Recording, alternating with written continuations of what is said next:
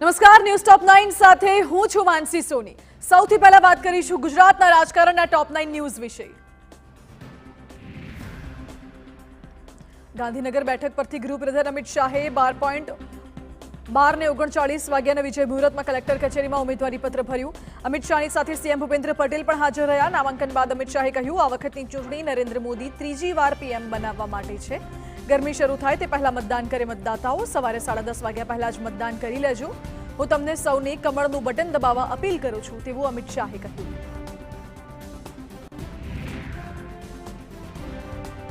તો નવસારી લોકસભા બેઠક પરથી ભાજપ પ્રદેશ અધ્યક્ષ સી.આર. પાટીલે વિજય મુહૂર્તમાં ઉમેદવારી નોંધાવી। ગઈકાલે વિજય મુહૂર્ત ચૂકી ગયા હોવાથી પાટીલે આજે ઉમેદવારી નોંધાવી। કલેક્ટર કચેરીએ સી.આર. પાટીલ અને કોંગ્રેસના ઉમેદવાર નૈશદ દેસાઈ બંને ફોર્મ ભરવા ભેગા થઈ ગયા। પાટીલે કહ્યું, ભાજપની વિચારધારાને ટેકો આપનારા મતદારો જ ઐતિહાસિક લીડથી જીત અપાવશે, તેવો મને વિશ્વાસ છે।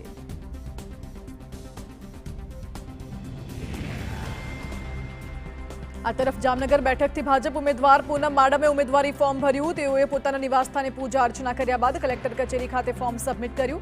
તેમની સાથે આરસી ફળદુ, એમએલએ રીવાબા જાડેજા સહિતના ભાજપના નેતાઓ રહ્યા હાજર। ફોર્મ ભરતા પહેલા પૂનમ માડમે માતાના આશીર્વાદ લીધા હતા। દરમિયાન પૂનમ માડમ ભાવુક બન્યા હતા।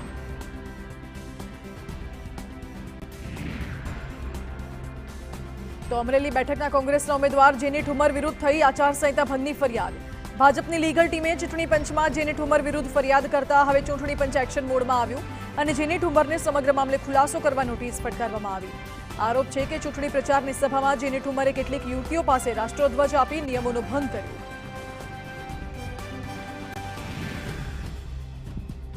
કહેવાય છે કે સમયસર કામ ન કરો તો અંતિમ સમયે દોડધામ થાય। કંઈક આવી જ દોડધામ કરવાનો વારો આવ્યો વડોદરા બેઠકના ભાજપના ઉમેદવાર હેમાંગ જોશીને।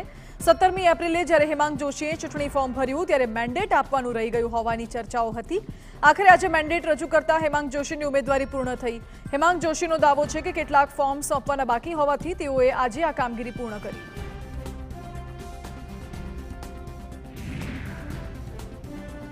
રાજકોટની બેઠક પર 400થી વધુ ફોર્મ ભરવાના તમામ દાવાઓનું સુરસુર્યું થઈ ગયું।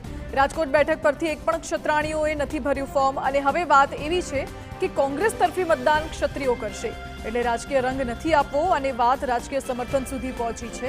ક્ષત્રિયો કોંગ્રેસના ઉમેદવાર પરેશ ધાનાણીને આપશે ટેકો, આ દાવો કર્યો કોંગ્રેસ નેતા નયનાબા જાડેજાએ।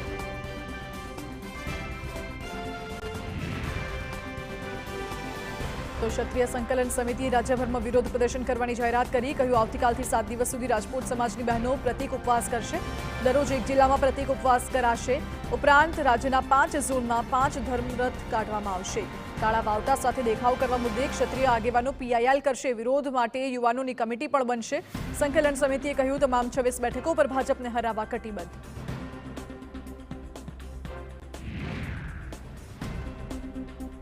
રાજકોટના ચૂંટણી સંગ્રામમાં રાજકીય આક્ષેપબાજી ચરમસીમાએ પહોંચી। કોંગ્રેસની સભામાં કોંગ્રેસના નેતા પ્રતાપ દુધાતે રૂપાલાને દુશાસન સાથે સરખાવ્યા, જ્યારે દિલ્હીમાં બેઠેલા નેતાની સરખામણી ધૃતરાષ્ટ્ર સાથે કરી।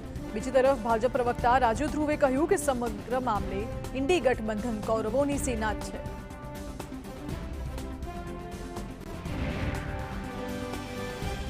લોકસભા ચૂંટણી પ્રચાર વચ્ચે પરસોત્તમ રૂપાલાના નિવેદનના ઘેરા પ્રત્યાઘાત પડ્યા। રૂપાલાના વિરોધમાં ધોરાજી ભાજપમાં મોટો ભડકો થયો। ધોરાજીના ભાજપના ક્ષત્રિય સમાજના આગેવાનોએ રાજીનામા આપ્યા। તાલુકા ભાજપ ઉપપ્રમુખ સહિત 25 જેટલા સભ્યોએ ભાજપમાંથી રાજીનામા આપ્યા અને તમામ નેતાઓ આગામી દિવસોમાં પક્ષપલટો કરી કોંગ્રેસનો સાથ આપશે।